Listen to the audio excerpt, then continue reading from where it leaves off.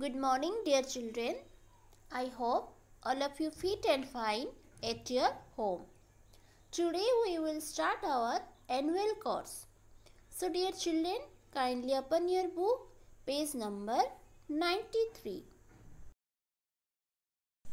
Chapter 9, Bones, Joints and Muscles.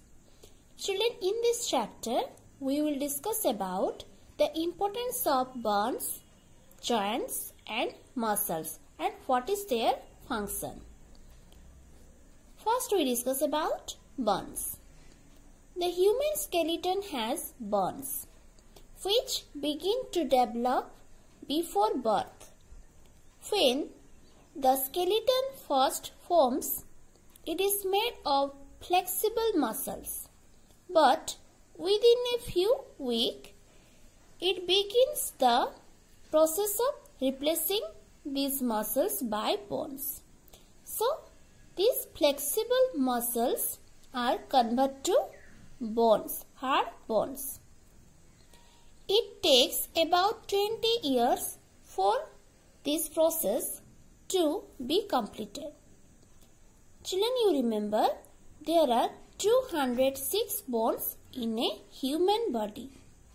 They are joined together to form the skeleton. The skeleton is the general framework of the body. The bones of kids and young teens are smaller than those of adults as they are in the process of growing. Then what is the function of bones? From our head to our toes, bones provide support for our body. They help to form our shape. The skull protects the brain and forms the shape of our face. Afterwards, we will discuss about what is skull. The spinal cord is protected by the backbone or spinal column. The ribs form a cage that protect the heart, lungs, liver and spleen. The pelvis helps protect the bladder and intestine. Although they are very light, bones are strong enough to support our entire weight. Children, you remember bones are made up of calcium, phosphorus, sodium and other minerals. Then parts of the human skeleton.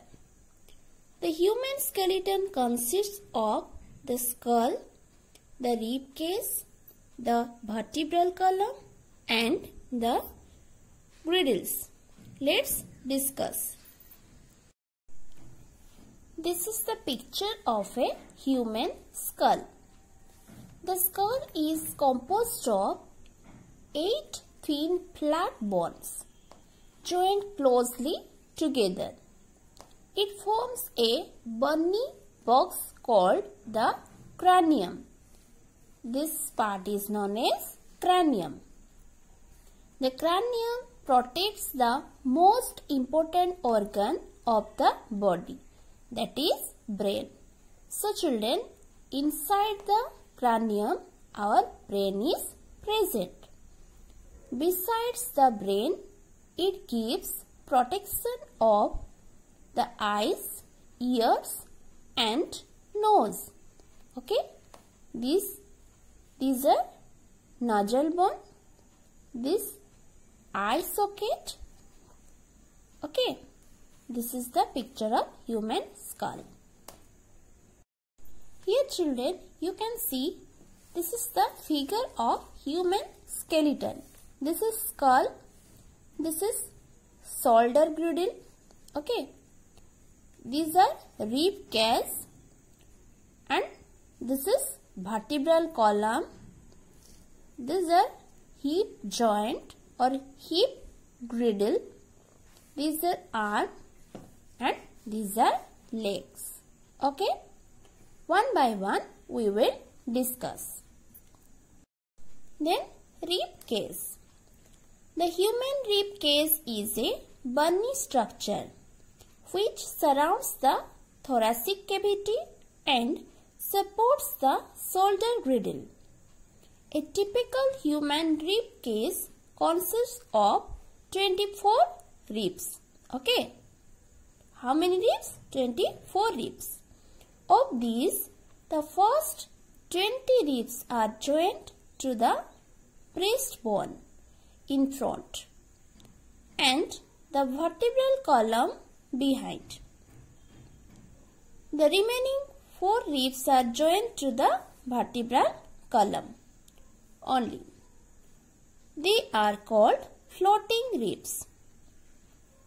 The ribs encase and protect the chest cavity where many vital organs including the heart and the lungs are located. Here we can see the figure of human rib cage. Children, you see this lower part 1, 2, 3, 4.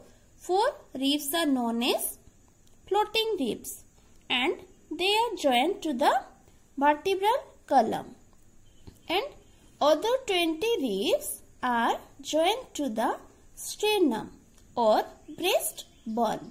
Okay. Then comes to vertebral column. The vertebral column consists of 33 small ring-like bones.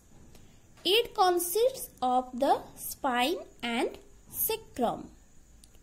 The spine extends from the head to the sacrum and in most people consists of 24 vertebrae. So total vertebrae is 24. The vertebral column can be divided into 3 segments: cervical, thoracic and lumbar. First we discuss about cervical. The first 7 vertebrae among 24 vertebrae, first 7 vertebrae all in the neck region. They are small and lightly built. These are known as cervical. Okay. Then thoracic. 12 vertebrae, each articulating with the 12 pairs of ribs. These are thoracic. Then lumbar. The lower 5 vertebrae between the ribs and the sacrum. These have the largest vertebral bodies. Each vertebra is shaped a bit like a face to support these curves, especially noticeable with the 5 lumbar vertebrae. The lumbar curve is unique to humans, allowing us to maintain a vertical posture above our pelvics. So children, this is the picture of a human vertebral column. First 7 vertebrae are known as cervical, then 12 vertebrae are known as thoracic, then last 7 vertebrae are known as lumbar, and last one is sacrum. Clear? Okay. Then comes to the girdles. There are 2 types of girdles in the human body: shoulder girdle or pectoral girdle. Then another one is hip girdle or pelvic girdle. So first we discuss about shoulder girdle. What is shoulder girdle? The shoulder girdle is the set of bones which connects the upper limbs to the skeleton on each side.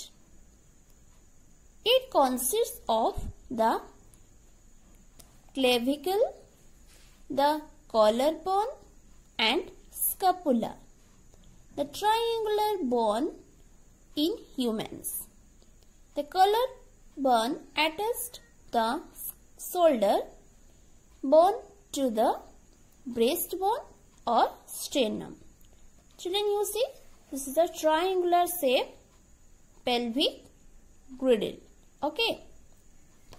Here you see this triangular shape. This is scapula, this is clavicle, and this is sternum. Okay. Then comes to hip girdle or pelvic girdle. The pelvic girdle is a basin-shaped group of bones that connects the trunk and legs. It supports and balances the trunk. The pelvis provides attachment for muscles that balance and support the trunk and move the legs, hips and trunk. The pelvic girdle is stronger than the shoulder girdle as it has to support the full weight of the body. Bones of arms and legs. This is the bones of arms and this is the bones of legs. The arms and legs have different kinds of bones in them. The bones in arms and thighs are long and hollow. This is scapula, and you children, you remember in bones of arms radius and ulna is there, and in bones of legs fibula and tibia is there. Okay, this is ilium, ischium, pubis. Okay, in higher class you can read about the whole part. You remember children, there are cavities inside the long bones of the arms and legs. These are filled with a soft fatty substance called as bone marrow. Okay, inside the bone, hollow part is there. In the hollow part, a substance is there that is known as bone marrow. Then comes to joints. What is joints? A joint is formed where two or more bones meet. Without joints, the movement of the body would be impossible. Joints allow our body to move in many ways. Some joints open and close like a hinge, whereas others allow for more complicated movement. For example, the shoulder or hip joint allows for backward, forward, sideways and rotating movement.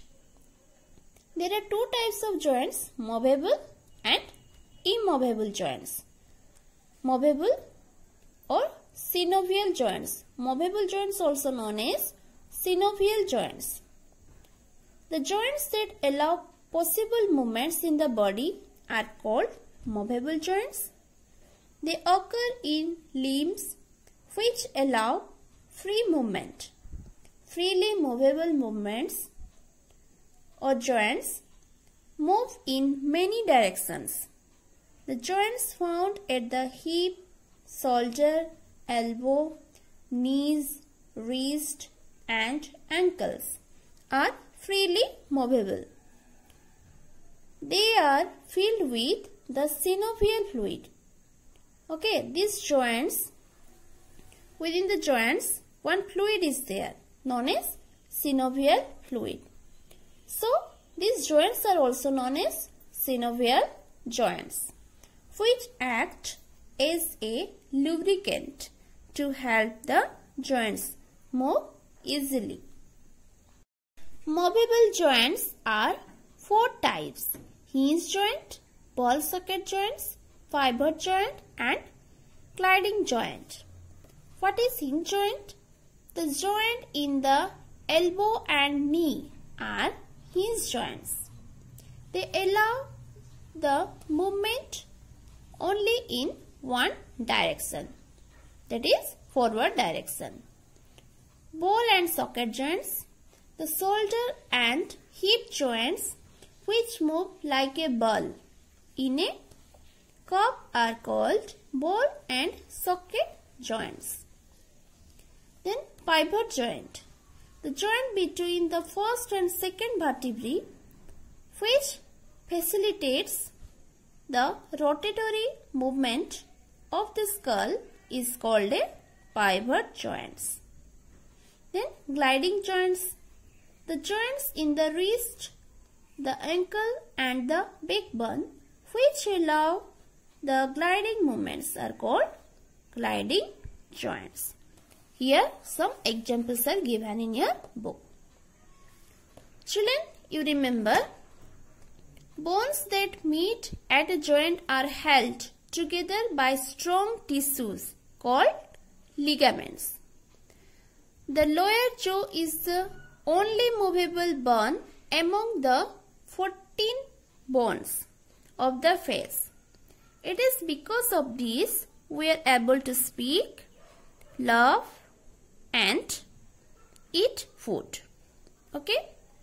Then comes to immovable joints. The joints cannot move. The immovable joints occur at the structures of skull, where the bones of the skull meet. These joints are firmly interlocked and do not allow any movement between them. Hence, they are known as immovable joints. Children, already we discussed about bones and joints. Now you see muscles. Bones do not work alone. They need help from the muscles and joints. Muscles pull on the joints, allowing the body to move. They also help our body to perform other functions, so we can grow and remain strong. The human body has more than 650 muscles, which make up the half of a person's body weight. They are connected to bones by two cord-like tissues called tendons. So children, bones are connected with muscles by tendons, which allow the muscles to pull on bones. If you wiggle your finger, you can see the tendons on the back of your hand move as they do their work. Then we have three different kinds of muscles: skeletal muscles, smooth muscles and cardiac muscles. First we discuss about skeletal muscles. The skeletal muscles are attached to bones, mostly in the legs, arms, abdomen, chest, neck and face. These muscles hold the skeleton together, keep the body safe and help it with everyday movement. They are also known as voluntary muscles. Then smooth muscles. We cannot control the action of smooth muscles, so they are called involuntary muscles. So children, voluntary muscles means we can control the movement, but involuntary muscles we cannot control the movement. They are controlled by the nervous system automatically. For example, smooth muscles are the walls of the stomach and intestine, which help break up food and move it through the digestive system.